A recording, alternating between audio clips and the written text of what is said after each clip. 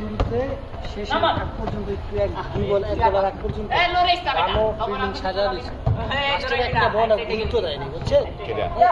মানে ক্যাপ্টেনে গুরুত্ব দেয়নি, যাও সাজাইছে ম্যাচ জিতছে, গরিব বানাইছে কত লাখ টাকা দিয়ে।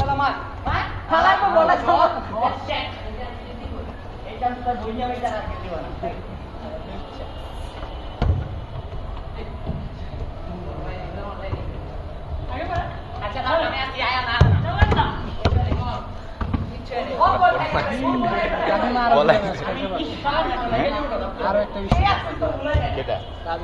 আরে তো খেলতে পারবো এখনো তো খেলতে পারবো তো জিত করে মাহমুদুল্লাহ নিজের যে ফিট মনে করে তুই আসিস তুই আর আমার ফিট করবি। আরে ভাই ও তো খেস করে গেছে গা বুঝেন না আসলে ক্যাচ করে কি কষ্ট হয়ে গেছে ভাই, কষ্ট হয়ে গেছে খালি আল্লাহ গাল ডাল করতে কি করবো যাবো না।